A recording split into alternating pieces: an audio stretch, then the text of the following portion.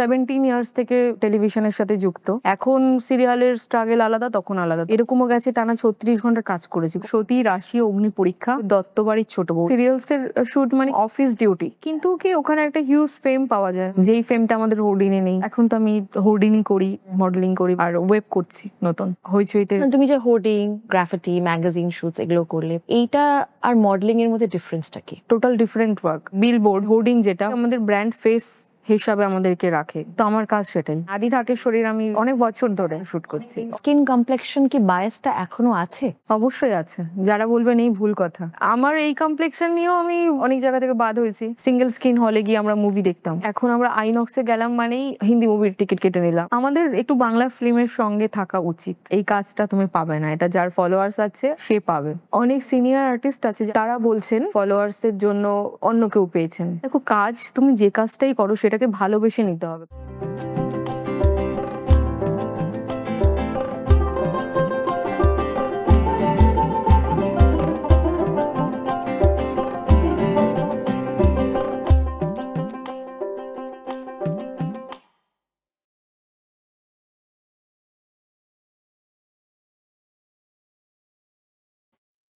নমস্কার, বৈঠকখানার আরেকটা এপিসোডে আপনাদের সবাইকে ওয়েলকাম।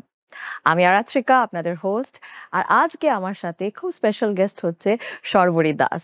আজকে আমরা শর্বরীর সাথে অনেক আড্ডা করব, মজা করব, অনেক সিক্রেটস জানবো। হ্যাঁ, তো welcome Sharbari to our show. নমস্কার, কেমন আছো বলো? আমি ভালো আছি, তুমি কেমন আছো? আমি ভালো আছি। থ্যাংক ইউ আরিত্রিকা আমাকে এখানে ডাকার জন্য। It's always been my pleasure. আচ্ছা, ফার্স্ট যেটা আমি তোমার সাথে আলোচনা করতে চাই, যেটা তুমি আমাকে বললে অফ ক্যামেরা, তুমি অলমোস্ট 13 ইয়ার্স ধরে ইন্ডাস্ট্রিতে আছো, অলমোস্ট ঠিক আছে।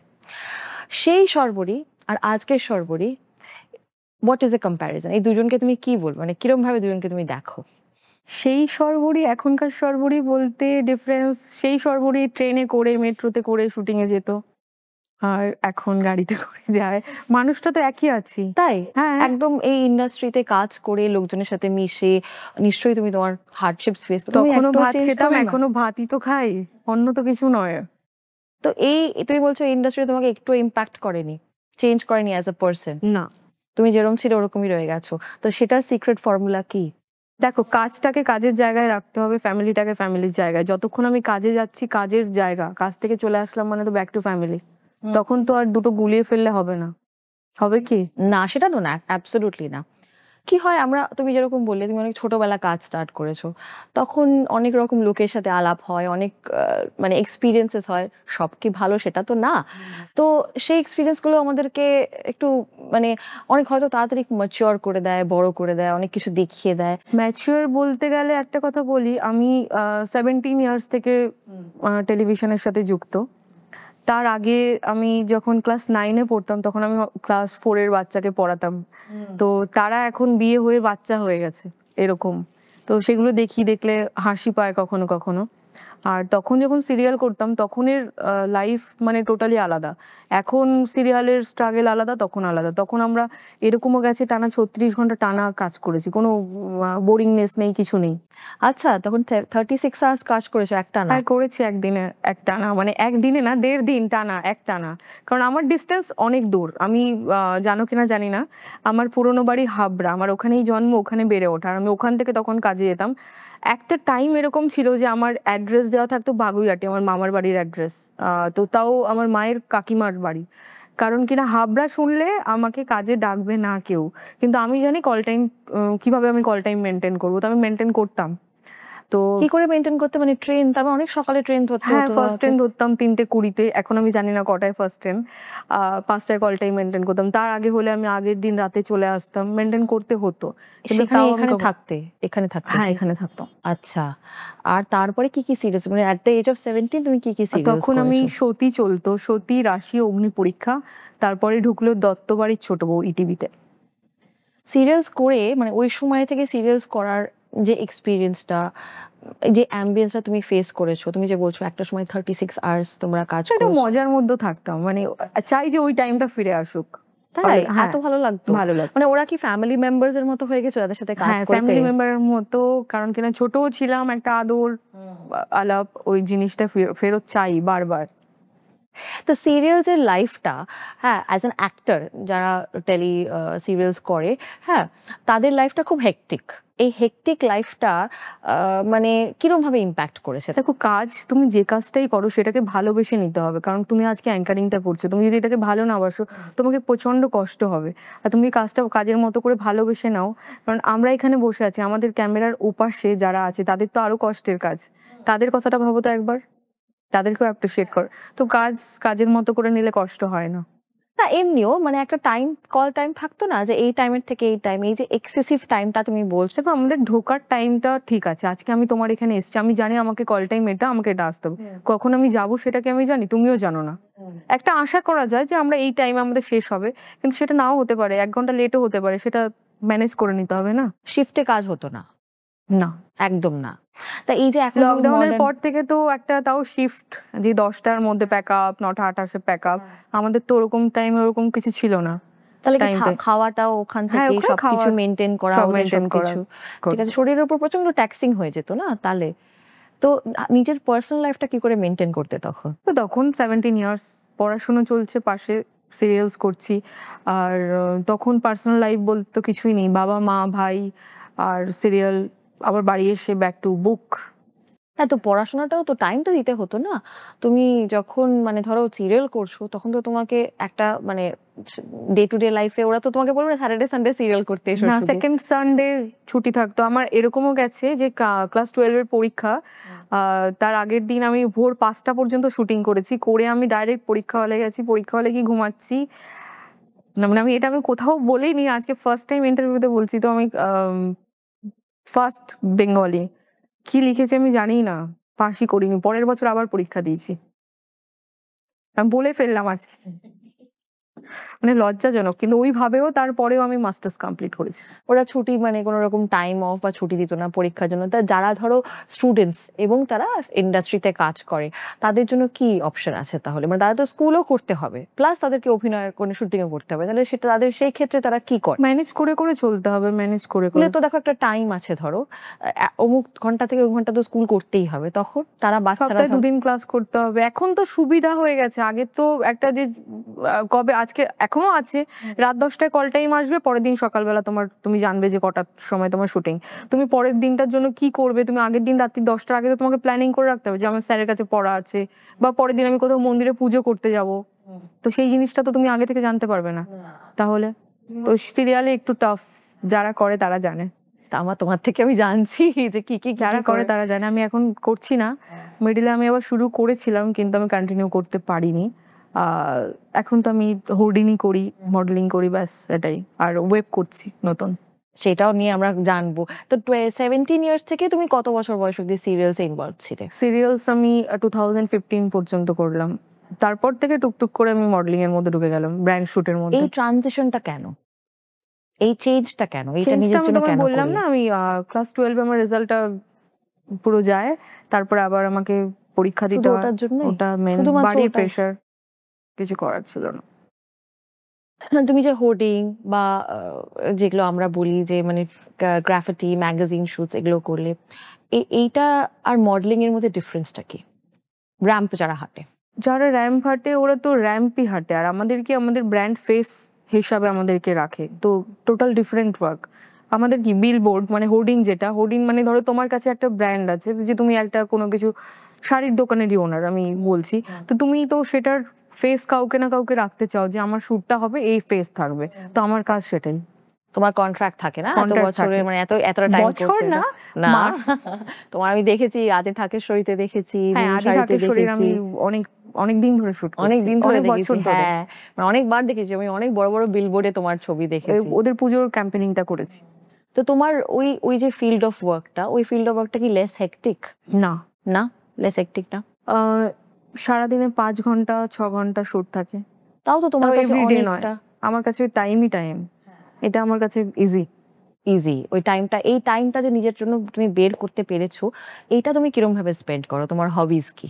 ফ্যামিলি, তুমি যদি আমার সোশ্যাল মিডিয়াতে ঢোকো তো দেখতে পাবে আমি আমার ফ্যামিলি নিয়ে ঘুরেই বেড়াই। শুধু ফ্যামিলি? এমনি তোমার নিজের কি ভালো লাগে করতে? গান, নাচ, হবিজ কি? Swimming obviously. হ্যাঁ, হ্যাঁ, আমি তো নামবই না ক্লোরিন ওয়াটার বলে। আমি নেমে যাই। ভেবে যাও। ঠিক আছে। তুমি কি সুইমিং করতে ছোটবেলা থেকেই ভালোবাসতে? ছোটবেলা থেকে করতাম, একটা টাইমের পরে ওটা বন্ধ হয়ে যায়। মানে আমাদের প্রফেশনে আসলে সুইমিং যদি করি এমন কালো হয়ে যাবো আমাকে কেউ কাজ দেবে না, তখন কি করব? এই যে এই কথাটা বললে, এটা আমি জিজ্ঞেস করি, এই স্কিন কমপ্লেকশন কি বায়াসটা এখনো আছে? অবশ্যই আছে, যারা বলবেন এই ভুল কথা। আছে। কিরকম ভাবে? এটা কি ডাইরেক্টলি বলে না সাটল ভাবে মেসেজ দেয়? ওটা বোঝা যায় যে এটার জন্য আমি হয়তো কাজটা থেকে বাদ গেলাম। আমার এই কমপ্লেক্সন নিয়েও আমি অনেক জায়গা থেকে বাদ হয়েছি, আমার বলতে বাধে না। হুম, মানে কিরকম, মানে আমাদের ইন্ডিয়ান ডায়াসপোরা তো নিশ্চয়ই তো একটা একটা লিমিটেশন অব্দি লোকে ফেয়ার হবে, তার বেশি তো তার ফেয়ার বেশি তো হবে হতে না, পারবে না। পসিবল না। না, হ্যাঁ, তো এই মানসিকতাটা যে না গায়ের রং পরিষ্কার না হলে কাজ দেব না। না ডিরেক্টলি তো তোমাকে বলবে না হ্যাঁ ফোন করছি জানাচ্ছি, তার মানে বোঝা যায় যে তারপরে যখন ওই কাজটা হচ্ছে হ্যাঁ। কিন্তু অন্য কেউ পাচ্ছে, তখন বোঝা গেল যে কেন পাচ্ছে। কিছু কিছু জায়গায় বুঝতে পেরেছি। এই মানসিকতাটা এখনো কেন আছে 2025-এ? এটা 2025-এ দাঁড়িয়ে তারাই বলতে পারবে যে কেন আছে। নিশ্চয়ই তুমি কাজ করতে গিয়ে দেখেছো যে এই জিনিসগুলো এক্সপিরিয়েন্স করেছো, এই মানসিকতাটা কেন আছে যে কেন এত বেশি আমাদেরকে নিজেদের হতে পারে লোকেরাই হার্ট করে? হতে পারে যে ব্র্যান্ডের ওটা ডিমান্ড। এবার দেখো আমরা কাজ করি তো ডাইরেক্ট ব্র্যান্ডের সাথে নয়, কোনো এজেন্সি থাকে, এজেন্সি কি করবে, এজেন্সির তো কিছু করার থাকে না, ওটা ব্র্যান্ড হয়তো তার ডিমান্ড, তো কাকে দোষ দেবো? আমি তোমাকে ধরলে তারপরে তুমি কাউকে ধরবে, সে কাউকে ধরবে, এভাবে হয় না। তার থেকে ঠিক আছে কোনো টপিকই নেই, কথাই দরকার নেই।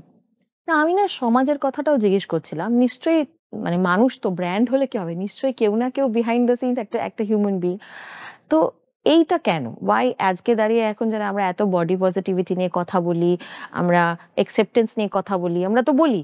আমরা বলি যে সবাই, ইনফ্যাক্ট সিরিয়ালসও এরকম হয় যেখানে একটুখানি গায়ের রং চাপা কাউকে দেখানো হয়েছে। কিন্তু কাকে দেখানো হয়েছে?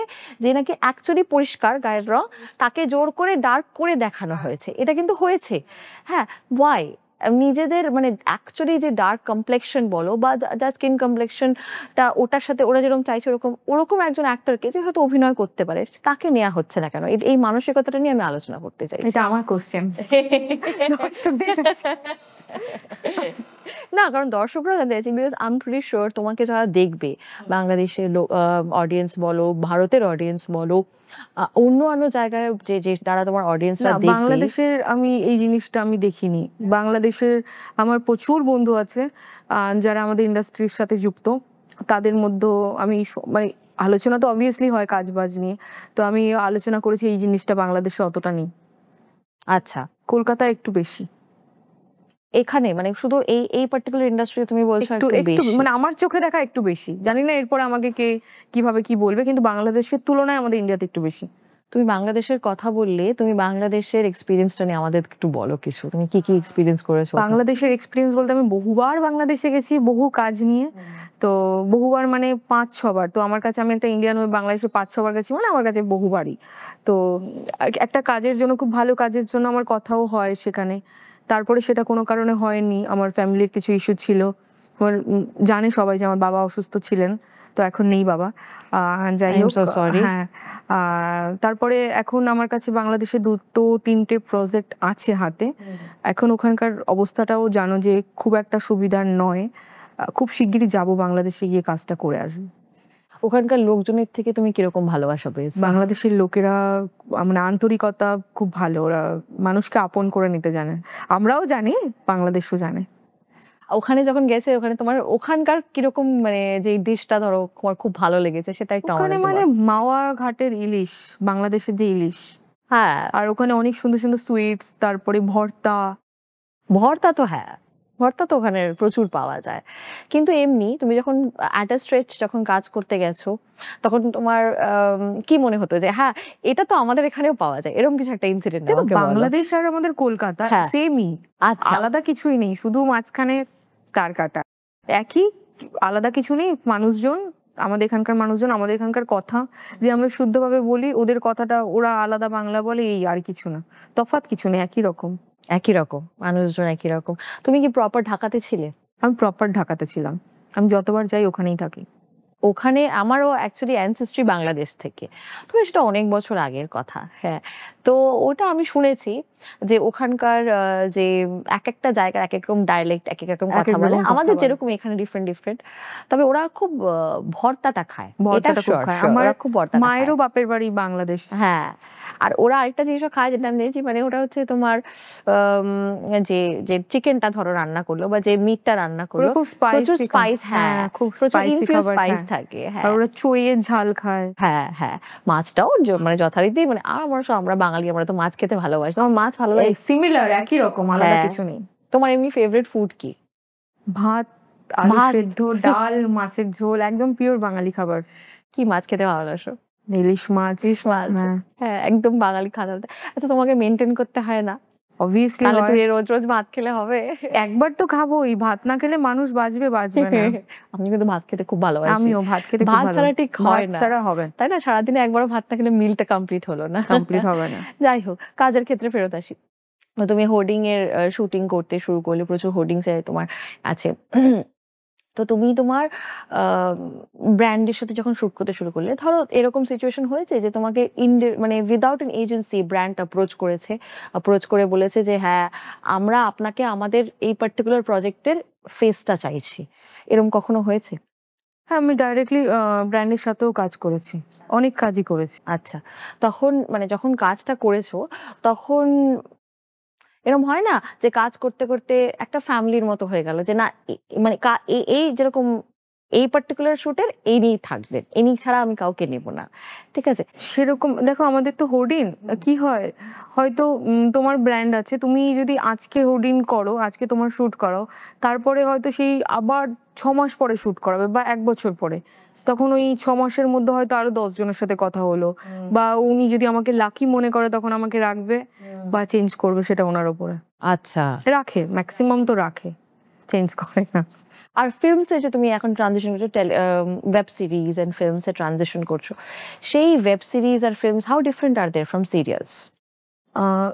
দেখো, সিরিয়ালসের শুট মানে কি, তোমাকে একদম একদম অফিস ডিউটি, যে আমাকে এভরিডে আমাকে ওখানে যেতে হবে।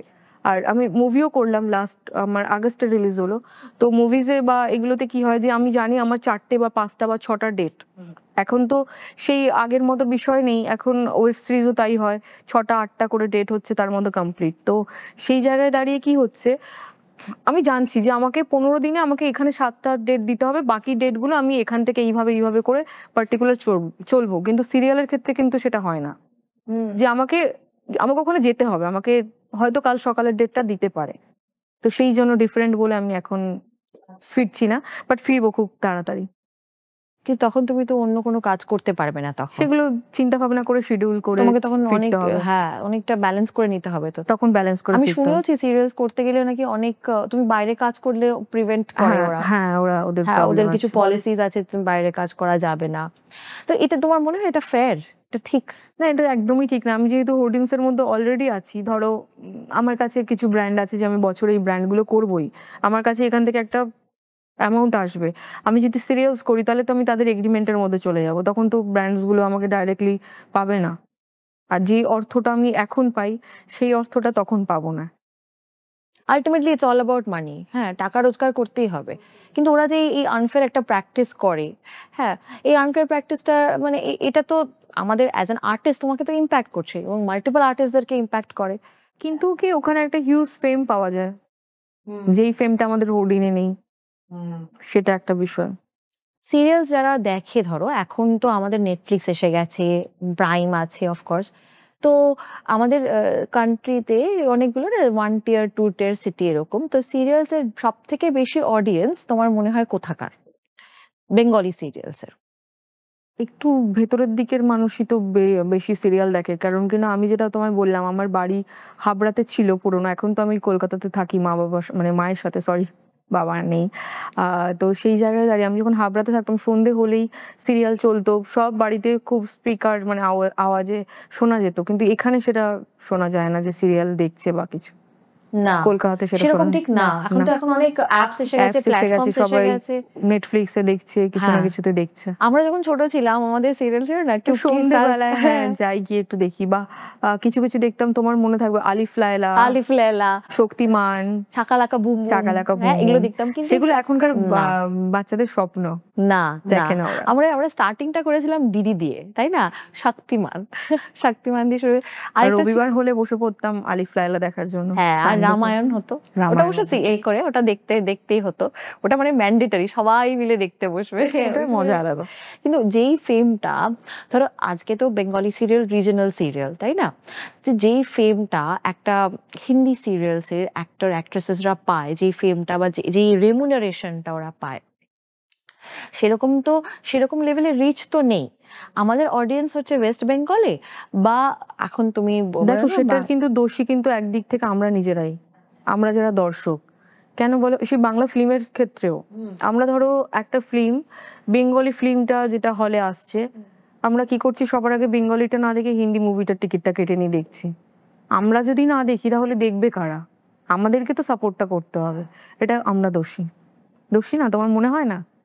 মানে কিছু কিছু মুভিজ সত্যি খুব ভালো হয়, খুব দেখা ভালো যায়। হয় কিন্তু তোমার মনে হয় ল্যাঙ্গুয়েজ একটা ব্যারিয়ার হয়ে যাচ্ছে না? হ্যাঁ, এটাও কিন্তু একটা ফ্যাক্টর হয়ে যাচ্ছে। মানে আমরা দেখতে পারি কারণ আমাদের বুঝতে পারি, আমরা বুঝতে পারি। কিন্তু নিশ্চয়ই তুমি আমি মারাঠি ফিল্ম দেখবো না, বুঝতে না পারছি না বলে, আনটিল আনলেস মুভিটা এতটাই বেশি পপুলার হয়েছে, যেটা আই থিঙ্ক ওটাও একটা ফ্যাক্টর। আমাদের একটু বাংলা ফিল্মের সঙ্গে থাকা উচিত, মানে যারা আমরা দেখি সিনেমা হলে গিয়ে, থাকা উচিত। সেরকম সেরকম ভালো ফিল্মস যেগুলো যদি রিলিজ করা মানে সেটাও পপুলার হয় না এরকম না, খুবই পপুলার হয়, কিন্তু সেটা খুব কম, হাতে গোনা। তুমি লাস্ট কোভিডের পরে তুমি বলো না যে কটা মুভি হাউসফুল গেছে, বা কটা সাকসেস কেমন, অনেক এটা কি ভালো ভালো একমাত্র অডিয়েন্সের জন্য, নাকি এটাও হতে পারে যে অনেকবার ফিল্মস গুলো হইচই বা আড্ডা টাইমস রিলিজড হয়ে যাচ্ছে? সেটাও তো রাইটস তো কিনে নিতেই পারে, সেটাও তো ওই প্ল্যাটফর্মটা ধরো সেই। না, সেটা কথা না। আমাদের অডিয়েন্স আমরা ঠিক নয়, আমরা দেখি না বাংলা মুভি, আমরা খুব কম দেখি। আমাদের মধ্যে একটা ব্যাপার চলে এসেছে, আগে যেমন কি তুমি সিঙ্গেল স্ক্রিন হলে গিয়ে আমরা মুভি দেখতাম, তুমি এখন আমরা আইনক্সে গেলাম মানেই হিন্দি মুভির টিকিট কেটে নিলাম।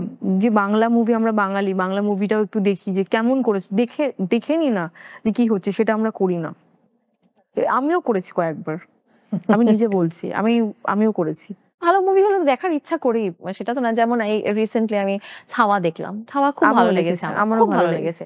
এবার ওইটা তো আমার কিছু করার নেই, এত ভালো লেগেছে দেখতে হবে। আমি লাস্ট খাদান দেখলাম, আমিও খাদান খাদানও ভালো দেখেছি, লেগেছে। হ্যাঁ আমিও খাদান দেখেছি, আমার খুব ভালো লেগেছে। খাদান ভালো তো লেগেছে। ভালো মুভি তো দেখতে হবে না। রিজনাল সিনেমার কি হয়, এটা একটা কম্পিটিশন, আমার মনে হয় আমরা অনেকটা পিছিয়ে যাচ্ছি, কারণ এতগুলো রিজনাল সিনেমা, আর সাদার্ন রিজনাল সিনেমা ভীষণ পপুলার।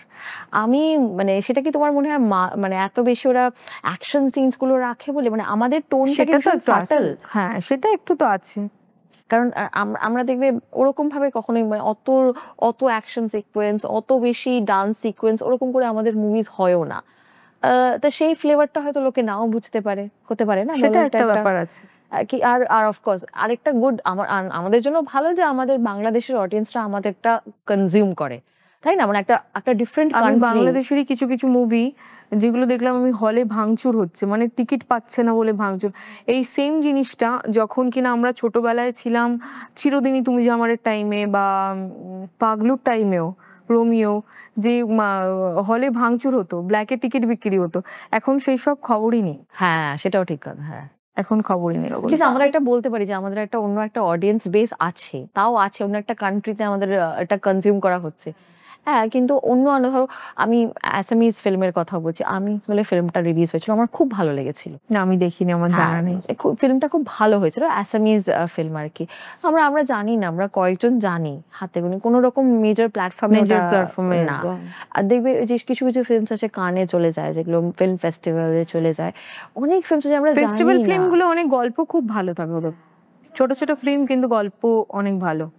তো তোমার কি মনে হয়, মানে এটা থেকে আমি এই প্রশ্নটা, মানে এগুলো আলোচনা করার, দেখো দু রকমের ইনভেস্টর হয়।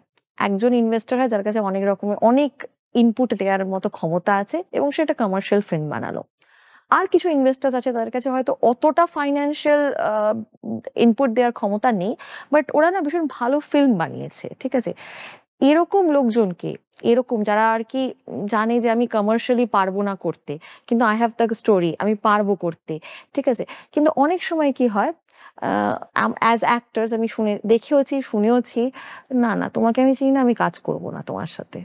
না, আমি এরকম একটা কাজ করেছি রিসেন্ট, খুব সেপ্টেম্বর, আগস্ট, জুন, জুলাইতে, যখন আরজি করের ঘটনাটা হলো, তার কিছুদিন আগেই আমাদের শুটিংটা কমপ্লিট হয়েছিল। ওনার কিছু আগে কমপ্লিট ছিল অর্ধেক কাজ, হাফ কাজ, আর হাফ কাজ বাকি ছিলেন সৌমিত্র যেটুকু নিয়ে আর পাওলি দিকে নিয়ে কাজটা ছিল।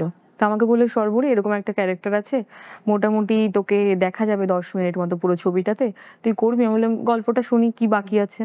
তখন উনি বললেন, তো মানে খুবই ভালো ভদ্রলোক ডিরেক্টর, শ্যামল বোস নাম, আমার ওনার নামটা নিতেই হচ্ছে। তো আমি বললাম যে, বললো আমার কিন্তু বাজেট খুব কম, আমি তোকে হয়তো তুই যে পরিমাণে হোর্ডিংয়ের জন্য চার্জ করিস সেটা দিতে পারবো না। আমি বললাম কোনো সমস্যা নেই, আমি করবো। গল্পটা শুনে ভালো লাগলো।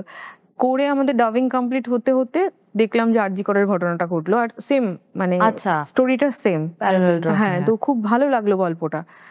তারপরে আমাদের আগস্টের 9 তারিখ বা আগস্টের 23 তারিখে মনে হয় রিলিজ ছিল সিনেমাটা। সিনেমাটা এখনো চলছে সিঙ্গেল স্ক্রিন কোনো হলে, যেগুলো গোপালনগর, বনগাঁ এইসব দিকে। তো স্টোরিটা খুবই ভালো ছিল, একদম সেম স্টোরি। আমি যখন সিনেমা হলে দেখছি আমার গায়ে কাটা দিচ্ছে, এরকম। তো মানে কেন, ভালো কাজ এখনো আছে, যে কম বাজেট বলে কাজ ভালো না এটা নয়। কিন্তু অনেকে না ইন্ডিপেন্ডেন্ট ক্রিয়েটার্সদের সাথে কাজ করতে চায় না। ধরো কোনো একটা কাজ করে কোনো একজন নামকরা অভিনেতা অভিনেত্রী কিন্তু ইন্ডিপেন্ডেন্ট ডাইরেক্টর বা অ্যাক্টর ক্রিয়েটার্সদের সাথে কাজ করতে চায় না। তাদের বক্তব্য যে তোমাকে তো চিনি না, জানি না। চেনে না, জানে না, হ্যাঁ, এগুলো সমস্যা। এইভাবে কি হয়, অনেকে মানে ইম্প্যাক্টেড হয়, এফেক্টেড হয়। তো তুমি কি করো? মানে তুমি যখন কোন একটা স্ক্রিপ্ট দেখো, তুমি স্ক্রিপ্টকে স্ক্রিপ্ট মতো হিসেবেই দেখো, দেখো? আমি তো কাজ করতে এসেছি, আমাকে তো কাজটা করতে হবে। তাহলে আমাকে দেখতে হবে যে গল্পটা কেমন। গল্পটা দেখলাম, আমার যদি সুইটেবল মনে হয় যে না আমি করতে পারি, আমাকে অবভিয়াসলি হ্যাঁ বলা উচিত, আর আমি হ্যাঁ বলে কাজটা করিও। আচ্ছা, তখন তোমার এটা মনে হয় না না যে কাজ করব না, না তোমাকে না না, চিনি না, কখনোই জানি না, না? কখনোই না। ঠিক আছে, এই যে হিউমিলিটিটা, এই যে তুমি মেনটেন করে চলো একটা, এইটা ইন্ডাস্ট্রিতে বেশি লোকজন করে না, তো সবার অনেক লোকজনের এটা। দেখো, করে না বলা ভুল, যেটা তুমি এই দিক থেকে বলছো, আবার অন্য দিক থেকে এই জিনিসটাও হয়। ধরো আমি ভাবলাম যে হ্যাঁ না, লোকটা ঠিক আছে, আমি কাজটা করি, কিন্তু কোনো একটা জায়গায় গিয়ে দেখা গেল কাজটা পুরোপুরি সাকসেস হচ্ছে না। আচ্ছা, সেই ভয়তে হয়তো সে ধাক্কা খেয়েছে, সেই কারণে আমার সাথে ওই জিনিসটা হয়নি, তাই জন্য আমি করে নিলাম। আচ্ছা, এটাও হতে পারে না, দুদিক সেটাও থেকেই হতে পারে। ভাবতে হ্যাঁ, হবে। দুদিক থেকেই হতে পারে। প্লাস এখন তো অনেক মানে ওয়েব সিরিজ আছে না? ওয়েব সিরিজ আমার মনে হয় লোকজনের মধ্যে সেই ওই যে 30 মিনিটস আমি কনসেন্ট্রেশন দিয়ে দেখবো। ওই ২ ক্রেজটা ঘন লকডাউন থেকে শুরু হ্যাঁ, হয়েছে। ২ ঘন্টা ধরে কেউ আর দেখতে চায় না মুভিটা। আমার মনে হয় এটাও একটা ইমপ্যাক্ট করেছে। মানুষ তাই আগের না? থেকে অনেক চঞ্চল হয়ে গেছে, এই শান্ত সৃষ্ট বিষয়টা নেই, যে 2.5 ঘন্টা আমি হলে গিয়ে বসবো দেখবো, ওই জিনিসটা নেই। তো ওয়েব সিরিজ এই যে চেঞ্জিং টাইমস যেখানে এখন ওয়েব সিরিজটা নিয়েছে, এই চেঞ্জিং টাইমস এর ব্যাপারে তুমি কি বলতে চাও? আমি যখন মুভিটা করলাম, করার পরে আমাকে একটা আলাদা দর্শক আমি পেলাম, তো ভালো লাগলো। তখন বললাম ঠিক আছে, আমি তো আগে অভিনয়টাই করতাম, তাহলে আমি আবার শুরু করা যায়। তো শুরু করা যায় বলতে বলতে 3-4টে গল্প করলাম, আরো 3টে গল্প হাতে আছে, যেগুলো শুট এপ্রিল থেকেই শুরু। না, আমি বলছি তুমি তো কাজ করছো এখন একদম মানে এই ট্রানজিশনে তুমি এখন কাজ করছো যেখানে তুমি, আমার কথা ওই ওয়েব সিরিজ যখন করো, ঠিক আছে? তখন আজকের অডিয়েন্স ওয়েব সিরিজটা পছন্দ করছে বেশি মুভিজের থেকে। ঠিক আছে? কারণ কি বলতো, টাইম কম কম লাগছে। আমি টাইম আমার কম নিজের লাগছে, খুশিতে দেখতে পারি। রাতে ঘুমানোর সময় দেখে দেখতে নিল। পারি যখন হ্যাঁ, ইচ্ছা দেখতে টাইম পারি। মতো ঠিক দেখে আছে? নিল, তার তো টাইম। তো এই যে অ্যাক্টরসরাও কিন্তু এখন প্রেফার করে যে ওয়েব সিরিজ করাতে। হ্যাঁ, এই যে চেঞ্জটা, এই চেঞ্জটা কি তোমার মনে হয় মুভিজকে ইমপ্যাক্ট করবে লং রানে? একটু তো ইম্প্যাক্ট করেছে অলরেডি, হ্যাঁ, মানে যেহেতু করবে কোভিড মানে। এর একটা ফ্যাক্টর হ্যাঁ, হয়েছে। কোভিডের ফ্যাক্টরে করেছে, প্লাস দেখো সময়ের সাথে সাথে এখন একটা জিনিস মানুষ ইউটিউব দেখে। কোভিডের আগে তুমি ইউটিউব কি জিনিস, আমরা শুধু গান শুনতাম, আর কিছু করতাম না। আমরা সারাদিন ফেসবুকে, ইনস্টাগ্রামে রিলস দেখছি, আমরা আগে দেখতাম না। সময়ের সাথে সাথে সবকিছু চেঞ্জ হবে, হয়তো আগে আরো অনেক কিছু আসবে, তাই না? আচ্ছা, এখন না অনেকে কনটেন্ট ক্রিয়েটর আছে, অনেকে কনটেন্ট ক্রিয়েট করে, অনেকে ইনফ্লুয়েন্সার্স আছে। তাদের অনেক রিচটা অনেক বেশি হয়, যেটা তোমার সাথে আমার, ফলোয়ার্সটা বেশি। হ্যাঁ, তোমার বয়সের কথা, রিচটা ফলোয়ার্সটা বেশি। হয়তো আক্ষরিকভাবে যে অ্যাক্টর, তার হয়তো অত সুন্দর একটা ওয়েব পেজ নেই যেখানে ওর অনেক ফলোয়ার্স আছে আর ইয়ে আছে। তো এটা তো ইম্প্যাক্ট করছেই, তাই না? ভালো অনেক অ্যাক্টর, বেশি। হ্যাঁ। ফলোয়ার্স না থাকলে এই কাজটা তুমি পাবে না, এটা যার ফলোয়ার্স আছে সে পাবে। এটা কেন হচ্ছে, মানে এইভাবে তো ওই ইনফ্লুয়েন্সার তোমাকে বললাম যুগের সাথে টাইমের সাথে তাল মিলিয়ে মিলিয়ে সবাই চলছে। অ্যাক্টরস, এরা তো কেউ অ্যাক্টর না। অনেকে দেখবে ফলো যাদেরকে নেওয়া হয় তারা কিন্তু প্রোক্লেম করছে, বলছে যে তারা ইনফ্লুয়েন্সার্স বা তারা কন্টেন্ট ক্রিয়েট করে অনেক অন্যভাবে। সিনিয়র আর্টিস্ট আছে যাদের আমি নাম নিচ্ছি না, আমি ইন্টারভিউ দেখলাম যে কিনা তারা বলছেন যে আমার ফলোয়ার্সের জন্য অন্য কেউ পেয়েছেন। অনেক সিনিয়র আর্টিস্ট আছেন। মানে কি তাহলে অভিনয়টা না করে আগে তাহলে ফলোয়ার্স গ্যাদার করি, এরকম একটা ব্যাপার হয়ে গেছে। এরকমই একটা ব্যাপার তো হয়ে এটা তো গেছে। ইম্প্যাক্ট করছে, এই ইম্প্যাক্টটা করতে গিয়ে অনেক ভালো ভালো অভিনেতারা কাজ পাচ্ছে না। অনেকেই আছেন যারা পুরনো অভিনেতা তারা কাজ পাচ্ছে অভিনেত্রীরা না, তারা কাজ পাচ্ছেন না। হ্যাঁ।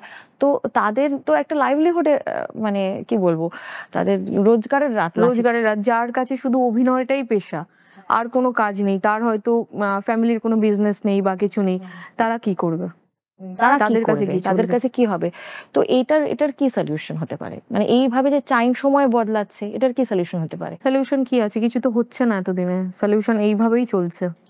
মানে তাদের সবাইকে এখন একটা ইনস্টাগ্রাম পেজ করতে হবে, সবাইকে একটা, পেজ করলে হবে না, গুড ফলোয়ার্স, ভালো ফলোয়ার্স চাই। তাহলে সেই ক্ষেত্রে সবাইকে টাকা দিয়ে এইটা ফলোয়ার্স। সেম জিনিস আমার কাছেও, আমারও হয়েছে। আচ্ছা, আমারও হয়েছে, মানে হুডি নেই, মানে কোনো ব্র্যান্ডেই যে কোনো ভিডিও পোস্ট করতে হবে, আছে সর্বরই কত ফলোয়ার্স তুমি দেখো তো, এই যে আমার ফলোয়ার্স এইটা, না এটা আমার আরেকটু বেশি ফলোয়ার্স যে দরকার ছিল, ঠিক আছে তোমাকে পরের বার জানাচ্ছি, ওকে নো ইস্যু।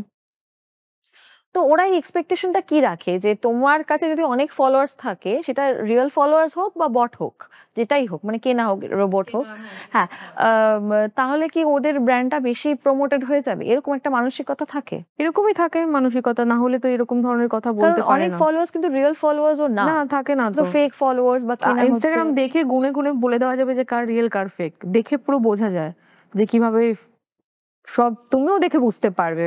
এটা মানে ডাইরেক্টলি বলতে চাইছি না, তুমি দেখেও বুঝতে পারবে, কিন্তু তারপরেও মানুষের হুঁশ আসে না, কি করা যাবে? হোশটা দরকার মানুষের। কমেন্টসও দেখবে, অনেক সময় আমি এটাও দেখেছি যে ইনস্টাগ্রামে কোনো মডেল বা অ্যাক্টরের পেজে কমেন্টস যেরকম যেগুলো করছে ভীষণ বাজে কমেন্ট, মানে তুমি যেটাকে আমরা আমরা অনেক সময় বলি নেগেটিভ প্রেসও খুব ভালো প্রেস আমরা বলে থাকি। তো তোমার এই ব্যাপারে কি ওটা মনে হয়? ঠিক আছে, ভালো, সেটা যে যেভাবে নেয়, যে যেভাবে মনে করে, কমেন্ট ভালো খারাপ সব রকমই আসে। আহ, আমিও কখনো কখনো দেখেছি যে কোনো কমেন্ট এসছে যে এই ড্রেসটা এইভাবে না এইভাবে পরলে বেটার হতো।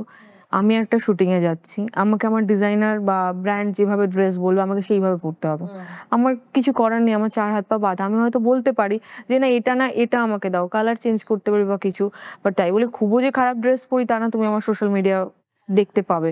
তো তারপরেও শুনতে হয়, কি করব, কিছু করি না, কমেন্টটা ধরে ডিলিট করে দিই, এটা কি তো করব, কিছু করার নেই, হ্যারাসমেন্ট না, হ্যারাসমেন্ট। একতরফা হ্যারাসমেন্ট, না এটা তো ইম্প্যাক্ট তো করছেই। তুমি আজকে 13 বছর ধরে হ্যাঁ, আছো। তখন মনে হয় যে হয়তো আমি আরেকটু কিছু বেটার করতে পারতাম, সত্যি কি ভুল, তারপর আবার দেখলাম যে না আমার ভুল নেই, ঠিক আছে ঠিক আছে, ডিলিট করে দাও, ব্যাস সলভ। আচ্ছা, তুমি কমেন্টটাকে ডিলিট করে দাও, কিন্তু অনেক সময় কিন্তু কমেন্টটা ওরকমও থাকে না, অনেক সময় ভীষণ ভালগার কমেন্ট না থাকে। সেরকম আসেনি, জানা নেই। আমি এমনি মানে জেনারেল ফিমেলস এর জন্য বলছি, মেল ফিমেল বোথ ক্ষেত্রেই কমেন্টটা ভীষণই ভালগার অনেক সময় থাকে, অনেক সময় subjected to a lot of harassment, মানে সেই তাদের ফিজিক্যাল অ্যাপিয়ারেন্স নিয়ে, হ্যাঁ, এটা তো তাদের আছে, আমার বন্ধুদের সাথে অনেক হয়েছে, এগুলো নিয়ে জানি অনেক কিছু। তাদের ওয়েট নিয়ে, হাইট নিয়ে, তাদের কমপ্লেকশন নিয়ে, এগুলো নিয়ে বেশি চিন্তা হয়ে যাচ্ছে। তো যারা ধরো একটু কম বয়স, তাদের তো এটা খুব ইম্প্যাক্ট করছে, তাই না? তাদের কাছে অনেক সময় এইটাও থাকে না যে কার কাছে যাব, কি বলবো, সহ্য করে নিতে হবে। আচ্ছা, এই কথাটা যে তুমি তোমার চয়েসে দুনিয়ার সামনে নিজেকে প্রেজেন্ট করছো, তোমাকে দুনিয়া যা বলবে তোমাকে সেটা সহ্য করতে হবে, এটা কি তুমি বিশ্বাস করো? কারণ অ্যাক্টর লাইফ কিন্তু, অ্যাক্টরদের জীবন কিন্তু এরকম ভাবেই লোকে বলে, তুমি তোমাকে বিশ্বাস করার প্রেজেন্ট কিছুই করছে। নেই, দেখো এটা বিশ্বাস করে কি হবে, আমাকে তারা খেতেও দেবে না, তারা কিছু করবেও না। তোমার বাড়িতে কাকে দরকার? তোমার মা বাবাকে দরকার, কাজের জায়গায় তোমার ক্যামেরার অপোজিটের মানুষ, তোমার ব্র্যান্ডের ওনার, তোমার এজেন্সি, তাকে দরকার, তাদের সাথে আর তোমার ফ্যামিলির সাথে যেটা কাজ, ব্যাস ওটাই। তার বাইরে কে কি বলছে তোমাকে মাথায় নিলে তুমি চলতেই পারবে না। অ্যাক্টররা তো বলে না যে আমাদের ফ্যান্সের জন্য আজকে আমি যা হয়েছে, আজকে আমার ফ্যান্সের জন্য। তো ফ্যান্সের তো একটা যথেষ্ট ইম্পর্টেন্স আছে, বিকজ হ্যাঁ এটা সত্যি কথা, ওরা আমাকে অ্যাপ্রিশিয়েট করছে, ওটা ও আমাদেরকে, অ্যাপ্রিসিয়েট করছে, তবেই ওটা তো। আছে। কিন্তু এই অ্যাপ্রিসিয়েশনের পেছনে অনেক নেগেটিভিজমও থাকে, তখন লোকেরা সব বলে, জায়গাতেই থাকে নেগেটিভ। হ্যাঁ, তো যেহেতু পাবলিক লাইফে তখন লোকে বলে যে সহ্য করে নাও। তুমি যদি আজকে একটা স্কুল টিচারও হতে, তোমাকে তোমার 100টা স্টুডেন্ট, তার মধ্যে তোমাকে 100 জন ভালোবাসতো, ভালোবাসতো না, না 5 জন হলেও না ম্যাম ভালো না, তো সেই আর কিছু না। কিন্তু ওটা পাবলিক লাইফে না, তখন ওইটুকুর মধ্যে রয়ে যাচ্ছে জিনিসটা। কিন্তু অ্যাক্টরদের জীবনটা বড্ড পাবলিক লাইফ হয়ে যায়, আর তখন বলতে সব সহ্য করে না, সব সহ্য করে সহ্য না। করে না। তো এটা মেন্টাল হেলথকেও ইম্প্যাক্ট করে বেশিরভাগ লোকজনের। একটু তো তখন করেই। হ্যাঁ, তখন তারা এটাকে অনেক সময় অনেকে কিন্তু পারেও না। ধরো অনেকে আজকে পারে না। আজকে রিসেন্টলি আমাদের ইন্ডাস্ট্রিতে না, আমি একটা সাউথ কোরিয়ার ইন্ডাস্ট্রির কথা বলছি। ইন দ্য লাস্ট 6 মান্থস, মানে 6 মাসের মধ্যে 10টা হয়েছে অ্যাক্টরদের। আমাদের 10টা ইন্ডাস্ট্রিতেও হচ্ছে। হচ্ছে, আমাদেরটা অতটা হয়তো সামনাসামনি আসছে না কেন বা এখন রিসেন্টলি টাচউড কোথায় টাচউড যে হচ্ছে না, লাস্ট 6 মাস আগে 7 মাস আগেও হয়েছে, আগের ইয়ারেও হয়েছে, নিশ্চয়ই তোমার মনে আছে, নাম নিচ্ছি না, পর পর হয়েছে, 2-3টে হয়েছে, তো এখন অনেকে আবার কোপ একটু। করতে পারে না হ্যাঁ, এটার জন্য। তো সেই কারণে ওদের হয়েছে, ওদের এই যে একটা মানে তখন আমাদেরকে মানে অ্যাক্টরদেরকে এটা বলে, তুমি তুমি যখন লাইমলাইট তোমাকে সহ্য করতে সহ্য হবে। করতে হবে। এই ব্যাপারে তোমার কি ভিউ পয়েন্ট, যে তুমি তাদেরকে কি বলবে যারা দেখো প্রচন্ড মানে লাইনটা ক্রস করে দিচ্ছে? দেখো, আমি আমার 12-13 বছরের এক্সপিরিয়েন্সে আমি তোমাকে বলছি এটা। তাছাড়া আমার বাড়িরও লোকের কথা, আমার ঠাকুমা বলতো যে ইগনোর, মানে কি, চুপ করে থাকো, বোবার শত্রু নেই। চুপ করে থাকলে তার আর কি হবে? ধরো তুমি আমাকে একটা কথা বলছো, আমি চুপ করে যাই বা ইগনোর হয়ে যাই, তো তারপরে তুমি আর কতদিন বলবে? একটা টাইমে থেমে যাবে তো। ব্যাস, এর থেকে বেশিটার কিছু নেই। একটা নিজের জীবনকে শেষ করে দেওয়ার থেকে আমি চুপ করে যাই, সহ্য করে নিই, সহ্যর থেকে বিশেষ আর কি আছে? আর কিচ্ছু নেই, ব্যাস। জানো তো, অনেকে এটাও বলে যে অভিনয় করতে গিয়ে কেউ বন্ধু হয় না, সবাই কিন্তু তোমার কম্পিটিশন। আমার এটাও কি বন্ধু নেই সত্যি? কেউ, হ্যাঁ, কেউ নেই, কেউ সিঙ্গেল নেই, ওয়ান না, না, একটাও নেই ইন্ডাস্ট্রিতে, একটাও নেই, একটাও বন্ধু নেই। একটাও নেই। আমি মানে জোর গলায় বলছি, যারা আছে, হ্যাঁ বন্ধু, মানে ঠিক আছে, কলিগ, বন্ধু না, না, ফ্রেন্ড নয়। এটা কেন সবাই মানে বিকজ ছোট ইন্ডাস্ট্রি বলে তবে নাকি? একটা টাইমে অনেক বন্ধু ছিল, ছিল, দেখতাম ঠিক ভুল ঠিক ভুল, আর বিচার করার টাইম নেই। ছাড়ো সবাইকে, ফ্যামিলিকে টাইম দাও, কাজ করো, বাড়ি আসো, শেষ। আরেকটা জিনিসও হয় যে পার্সোনাল লাইফটা নিয়ে ভীষণ ঘাটাঘাটি হয়, এটা আমি দেখেছি। এটা আমি মানে এটা নিয়ে তোমাকে আমার জিজ্ঞেস করার আছে যে ভীষণ পার্সোনাল লাইফ নিয়ে ঘাটাঘাটি হয়, মানে তুমি কার সাথে বেরাচ্ছ, কার সাথে গেছো, কোথায় গেছো, আহ, কত রাত্রে বাড়িতে ফিরলে, এটসেট্রা এটসেট্রা, এগুলো নিয়ে ঘাটাঘাটি হয়, ঠিক আছে? তো নিশ্চয়ই আমি শিওর যে তুমিও এটা ফেস করেছো তোমার পার্সোনাল লাইফ নিয়ে, লোকে আহ, কৌতূহল জাগিয়েছে, ঠিক আছে? হ্যাঁ, তো কোনো তুমি একটা টাইমে ফেস করেছি। তো তুমি এগুলোকে কি করে ডিল করো, এগুলোর সাথে? ইগনোর, সবাইকে ইগনোর, তোমার ওই একটাই ফর্মুলা হচ্ছে ইগনোর, ঠিক আছে? অনেক সময় হ্যারাসমেন্ট একটু বেশি হয়ে যায় না বাড়ির লোকজনের প্রতি যদি চলে না, না, আসে? না, না, না, না, না, আমার বাড়ির লোকজন ভীষণ কুল, ভীষণ। আমার বাবা ছিলেন ভীষণ কুল, মাও কুল মোটামুটি, মাকে একটু বুঝিয়ে বলতে হয়, বলার পরে কুল। বাড়িতে আমার কোনো প্রবলেম হয় না। তুমি যখন প্রথম অভিনয় করতে শুরু করলে তখন তোমার বাড়ির লোকজন একদম প্রথমেই গ্রিন সিগন্যাল দিয়ে দিয়েছিল? কখনোই না। দেয়নি? কি বলেছিল? কম্পিউটার ক্লাস যাচ্ছি বলে শুটিং এ গেছি, তো পড়তে যাচ্ছি, আমি কখনোই স্কুল বা কলেজ বাঙ্ক মারিনি, কখনোই না। কম্পিউটার ক্লাস বলে গেছি, যে লং ক্লাস, আমার বাড়ি থেকে একটু দূরে ছিল ক্লাস, মানে ট্রেনে 8 ঘন্টা। তো আমি জানতাম যে ওখানে আমার ক্লাস আছে 3-4 ঘন্টা, তারপরে হয়তো আমাকে আরো একটা কোনো কাজ আছে। তো এরকম ভাবে 2-3 দিন বাঙ্ক মেরে, তখন পাশে কেউ বলছে তোমার মেয়েকে টিভিতে দেখা যাচ্ছে, ব্যাস বাড়িতে কেস। হ্যাঁ করছি, 1-2 দিন বকাঝকা করলো। ওদের ভয়টা কি ছিল, যেটা তুমি আমাকে কিছুক্ষণ আগে কোশ্চেন করলে, যে নানান রকম সমস্যা হয় আমাদের ইন্ডাস্ট্রিতে বা কিছু। আমার ফ্যামিলিতে কেউ নেই এই ইন্ডাস্ট্রি, আমার ফ্যামিলিতে সব চাকরি করে, বিজনেস করে। তো সেই জায়গায় দাঁড়িয়ে ওদের একটা টেনশন ছিল যে কি হবে, ফিউচার কি। তো একটা টাইমের পর থেকে দেখলো যে না, কোনো সমস্যা নেই, ঠিকই চলছে, এখন আর কিছু বলে না। এখন ওকে, তোমাকে যখন তোমার সাকসেসটা নিয়ে ওনাদের কি বক্তব্য? এখন ধরো কোথাও আমার হোর্ডিং আছে বা কিছু, আমার কাকা জেঠারা দেখে, ঠিক আছে, ওরা অন্যকে বলে, সেগুলো কানে আসে যে দেখেছে যে সর্বরে, বা আমার মা বা বাড়ির বাবা বা ভাই, দেখ আমার হোর্ডিং, তোকে তো সারাক্ষণ বাড়িতে দেখি, হোর্ডিংয়ে কি দেখবো, এরকম একটা বিষয়। ঠিক আছে, চুপ কর, এরকম। যে তুমি পার্সোনালি যে এতটা এগিয়ে গেছো, এত কাজ করেছো, কিচ্ছু আগায়নি, এটা কাজ, কাজের মতো করে চলছে, এইভাবে চলতে দাও, এটা নিয়ে ওরা কিছু, এইভাবেই ওনারা জেনেছি, কিছু বলে না ওনারা? হ্যাঁ, একদম সিম্পল। হ্যাঁ, কেউ পড়াশোনা করে যদি সরকারি চাকরি করতে তাহলে কিন্তু এই জিনিসটা হতো না। হ্যাঁ, না, সরকারি চাকরি করতাম বলতে আমি পেয়েছিলাম, কিন্তু আমার আর ইচ্ছা হয়নি, কারণ সেই টাইমে আমি অনেকটা আগিয়ে গেছি। তো সেই জায়গায় দাঁড়িয়ে একটা জিনিস স্টপ করে নতুন করে আবার এবিসিডি দিয়ে একটা জিনিস শুরু করা আমার পক্ষে সম্ভব নয়। প্রথম থেকেই ইচ্ছা ছিল হ্যাঁ অভিনয় করব? প্রথম থেকে অভিনয় ইচ্ছা ছিল না। আমি পড়াশুনোর মানুষ, বলে না মানে মানুষকে ভগবান বসে আছেন সব ঠিক করার জন্য, উনি সব ঠিক করবেন। কোথা থেকে তোমাকে কোন দিকে ঢুকিয়ে দেবে তুমি বুঝতে পারবে না সেই। আচ্ছা, আজকের যে আপকামিং অ্যাক্টর অ্যাক্ট্রেসেস যারা সোশ্যাল মিডিয়াতে আছে, হ্যাঁ, তুমি তাদেরকে কি মেসেজ দিতে চাও যারা ইন্ডাস্ট্রিতে এন্টার করতে চাইছে বা যারা ইন্ডাস্ট্রিতে আছেও বা নানান রকম প্রবলেমস ফেস করছে, তুমি তাদেরকে কি মেসেজ দিতে চাও? তাদেরকে আমি একটাই মেসেজ দিতে চাই, যে তোমরা আগে জায়গাগুলো দেখো, যে যে জায়গা থেকে তোমার কাছে মেসেজ এসছে যে এখানে তুমি কাজ করতে চাও। কারণ এখন তো সোশ্যাল মিডিয়ার যুগ, প্রচুর মেসেজ আসে যে কিনা তুমি কি অভিনয় করতে চাও।